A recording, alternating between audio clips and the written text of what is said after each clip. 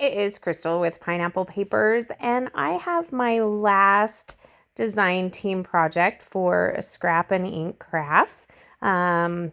So I'm very sad to leave the design team, but it has been a wonderful experience, and they just have such amazing Disney-esque products. And I will continue to order from them for all of my Disney pictures because they're amazing. So this particular layout, my prompt was that I needed to use a die cut in a different way. So I took this die cut that is the castle, and I cut it out on some scrap pieces of paper. So it's a paper that I really felt like I wasn't going to necessarily use, but it was from my scrap bin, but it obviously was pretty big. So I cut it out several times, and then I just adhered the die cut to the page in just the very center, just to hold it down for where it is. And then I'm going to take this purple distress oxide, and I'm basically using the die cuts as a mask. So I'm going to make my own pattern paper and give you a little sneak peek of what it is going to look like. And I love it. So this is a picture of us in front of the castle.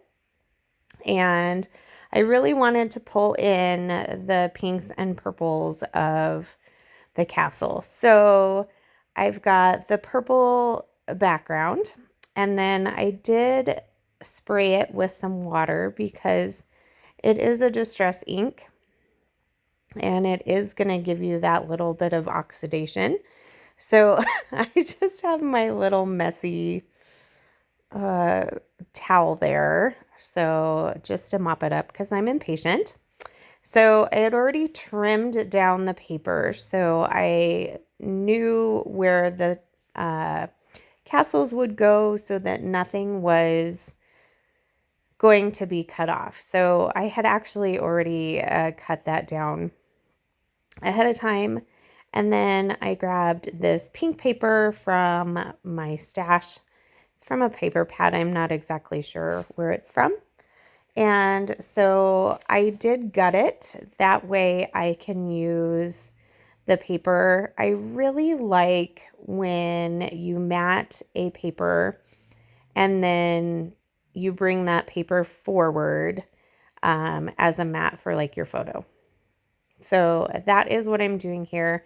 And I did it on 3 sides and then went ahead and tore the bottom. And then I backed it with kind of a bluish paper. And that was a scrap because, you know, baby got scraps.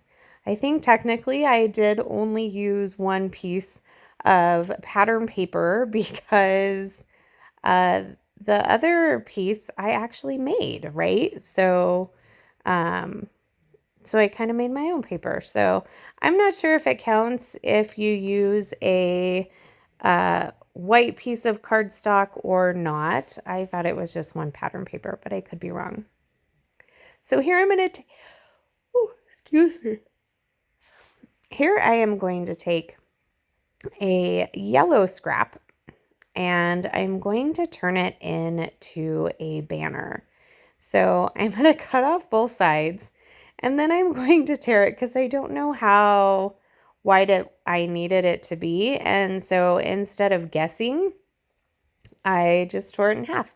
So I can make it as big or as little as I can. So I have a couple of other fun things here from the shop. So I have that awesome patch there of the castle. And then I have these beautiful acrylic pieces. Now, I was thinking of using this other patch that says Disney Squad as my title, but I didn't want to bring in the red. I just wanted to go with kind of the pastel colors. So I'm going to pull a couple other acrylics, and I'm actually going to make 4 clusters on this layout. So I'm going to do clusters on the corner of my photo, and then on the other corners where the mast castle is, I am going to add an acrylic piece, and then a couple of them or maybe just one of them. Maybe just one of them. I add the little shaker, and then I decided to bring in that yellow and use the title that comes with that die set as well. So my title is going to be Magic. And so now I'm pulling out a stamp set, and I want to do just a little bit of kind of star stamping, and I'm doing it in a pink, so it's not super noticeable, but I think it is just enough. And then, did I do a phrase? Oh, I did add this DL for Disneyland. So my title is going to be Magic DL, and I decided to do that in, I'm pretty sure that's fossilized amber, so that it is yellow with the title so that it all goes together. This particular stamp set also has, if you were at Walt Disney World, so this is a good one. I think this one's called Park Tag, and I've used that tag several times, so love, love, love that. Do add a little phrase. Of course, I stamped it in yellow, and I don't have the layout in front of me at the moment because I'm just hanging out. Not in my craft room. Crazy, huh? So I guess I'm going to add a couple of other little stamped areas, and then of course I'm going to finish it off with some pixie dust, because every Disney layout needs pixie dust, and this one I believe is just, I think it's all blue. So I'm just pulling a couple of the Mickey heads, bring in a little bit more of that blue to go with the matting of my photo, and then I think that is going to do it for this layout. I don't think I add anything else. Oh, I do pop up the corners of the banners just for a little extra dimension, since there's so much dimension going on this layout already.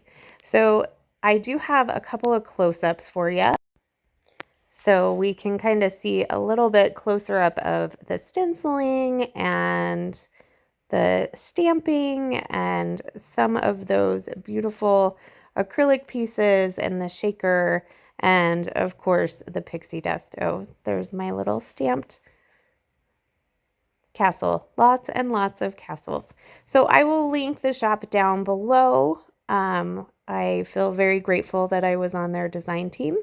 So remember to wear your crown, and we'll see you next time. Bye.